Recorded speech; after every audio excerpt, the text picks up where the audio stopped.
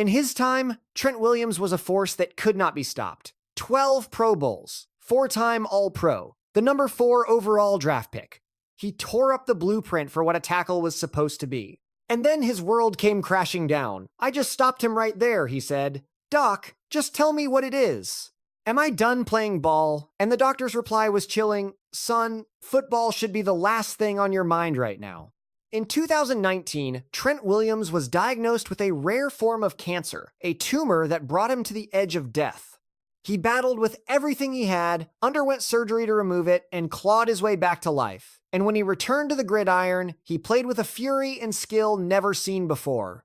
The question is, how did a man who looked death in the eye return to become the undisputed greatest to ever play his position? To find the answer, we have to journey back to his beginnings. As a young boy in Longview, Texas, Trent Williams was born on July 19th, 1988. His father, Freddie, was a mechanic who put in grueling hours, and that relentless drive was forged into his son's very DNA. The Williams household had one rule: no shortcuts. You showed up, you did the work, and you never made excuses. I came from nothing. I come from a humble place. I never wanted to be that loud, boastful type, bragging about my accomplishments or my possessions. His mother, Veronica, was the heart of the home, instilling in him the values that would become his foundation: loyalty, humility, and an unbreakable bond with family. Those principles became his compass, and he never lost his way.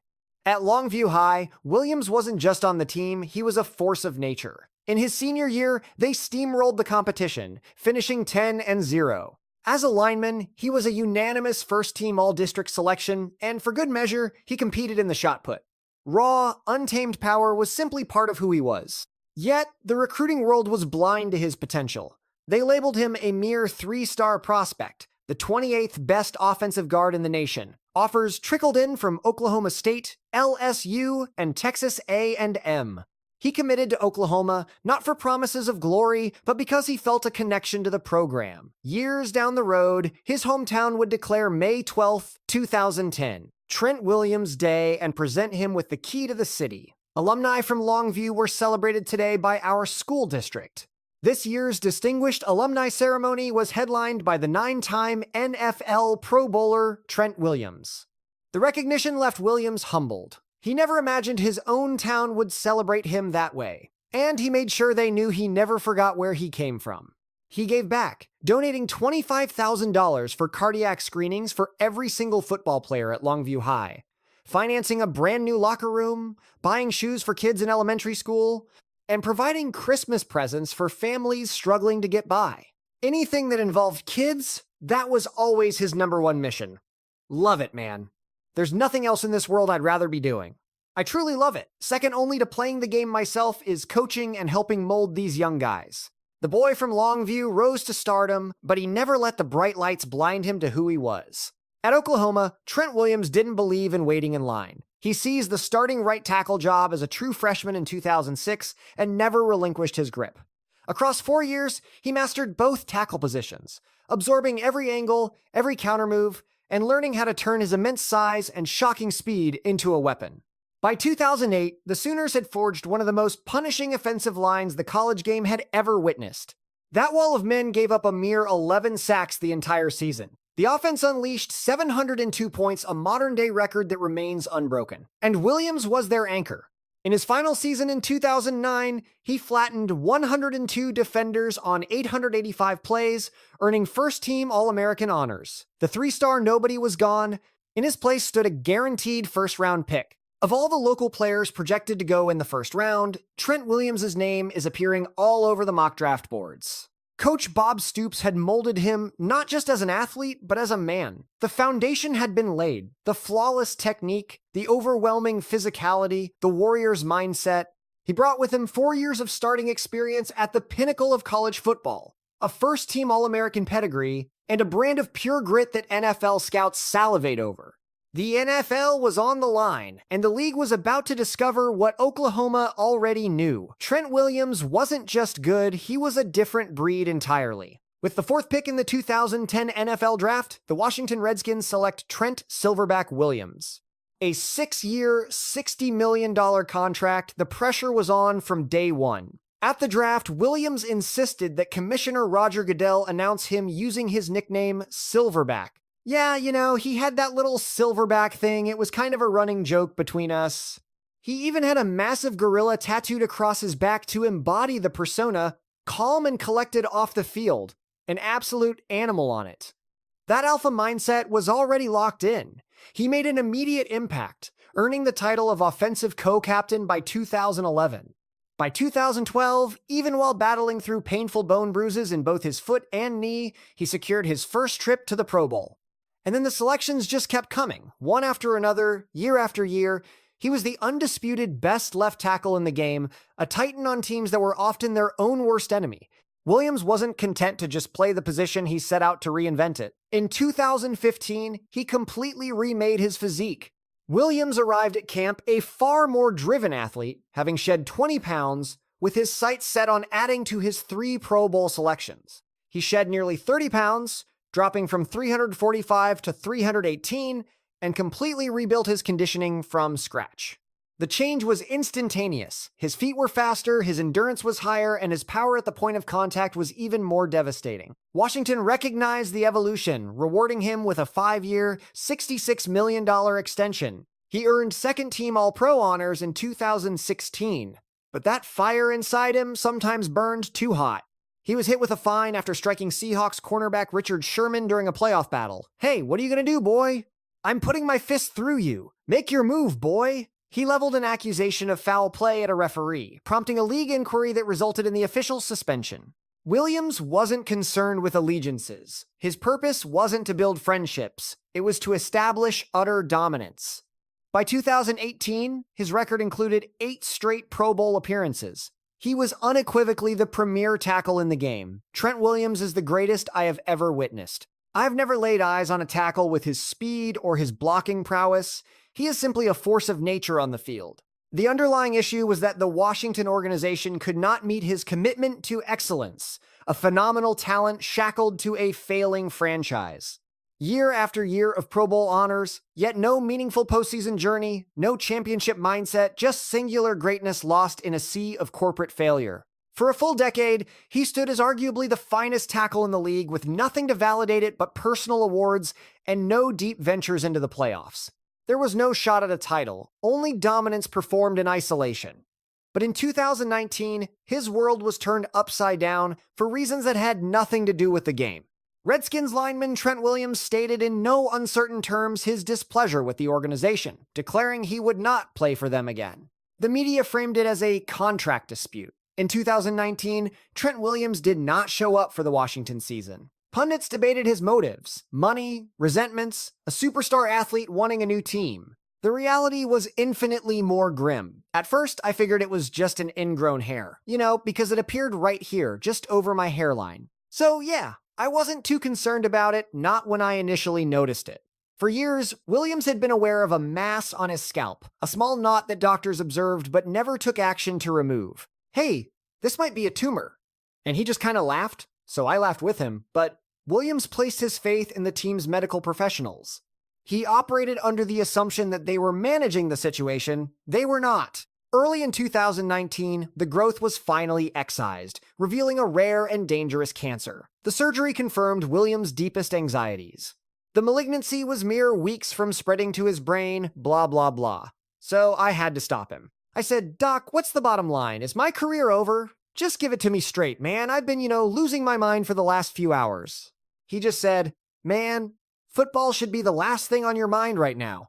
His doctors urged him to put his life in order. He had to say his farewells to his daughters, then aged 9 and 5, with no certainty that he would survive to watch them mature.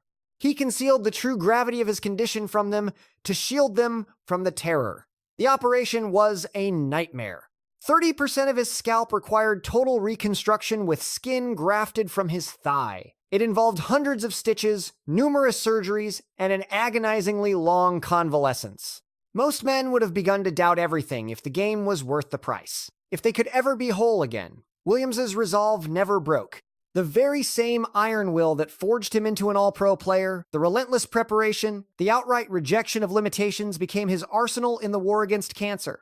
And he won. No chemotherapy was necessary. By the autumn of 2019, he received full medical clearance to return to the field. So there you are. You're recovered, and you choose to, as your father described it, unleash the beast in the gym and reclaim your career. But his bond with the Washington franchise was shattered beyond any hope of mending. The way the organization had mishandled his health, the years they watched without intervening, had irrevocably destroyed his trust. Williams demanded a trade.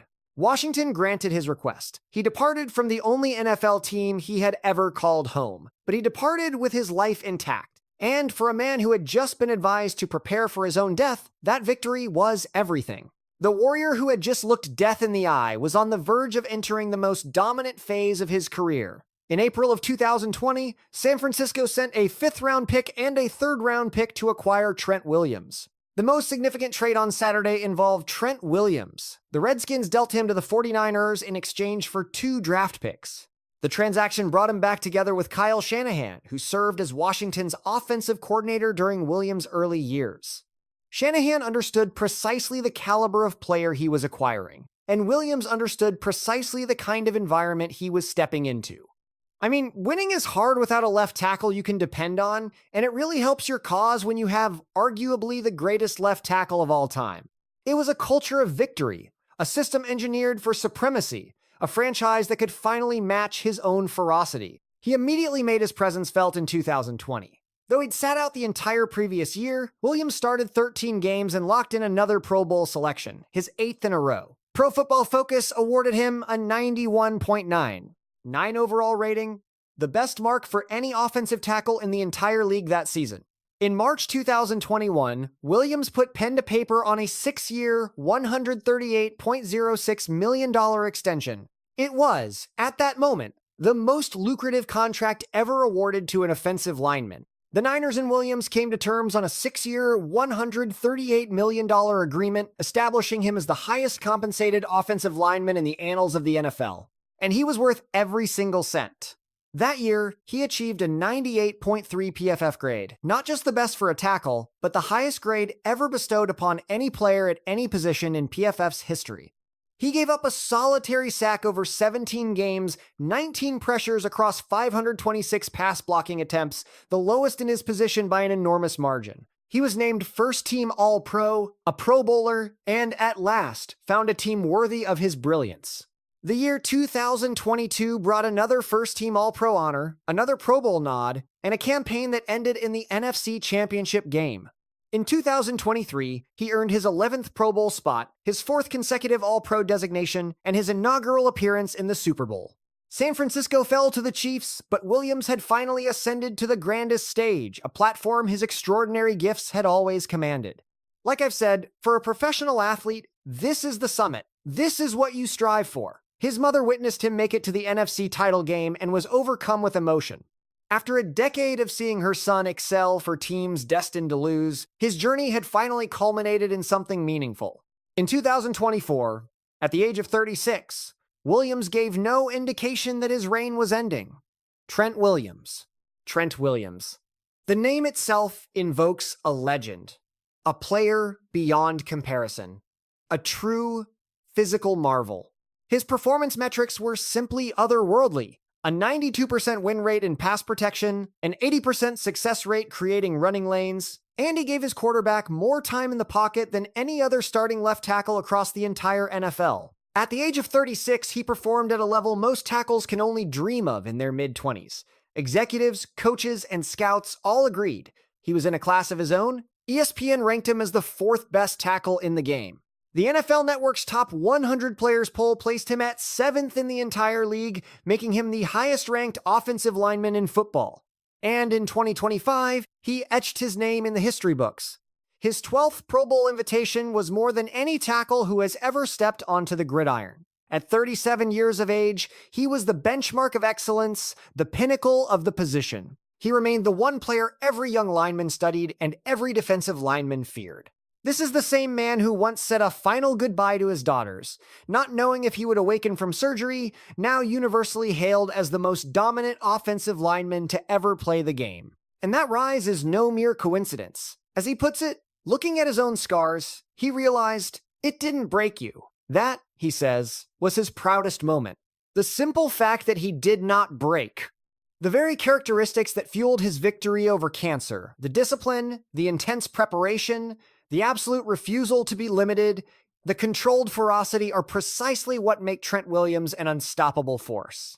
It is not a story of a man who survived cancer and then achieved greatness. The greatness and the survival spring from the exact same wellspring of character. It's a relentless drive, an unbreakable will, a mentality forged in the heart of a blue-collar Texas town, where toughness was never a lesson. It was an expectation. After his ordeal with cancer, Williams emerged as a fervent champion for sarcoma awareness, creating a partnership with the Sarcoma Foundation and releasing a documentary titled Silverback, The Trent Williams Story. He was determined that his battle would serve a purpose greater than himself, inspiring others facing their own health crises to see what is truly possible. His teammates refer to him as the big brother of the locker room. He's called a fantastic human being by those who love playing alongside him. Authentic and deeply caring for those around him, he earns the awe of rookies and the deep-seated respect of seasoned veterans. The 49ers have built their culture around his presence during multiple runs at a conference title. On the field, however, there is nothing gentle about the man. Silverback is not just a moniker. It is a perfect description of what unfolds when a human being simply refuses to be stopped. Not by any defender, not by a losing record, not by a franchise that let him down, and not even by the specter of death itself. Some athletes are defined by their championships, others by their highlight reels. Trent Williams will be immortalized for something more elemental. He is living proof that the fire that forges greatness is the same fire that refuses to be extinguished.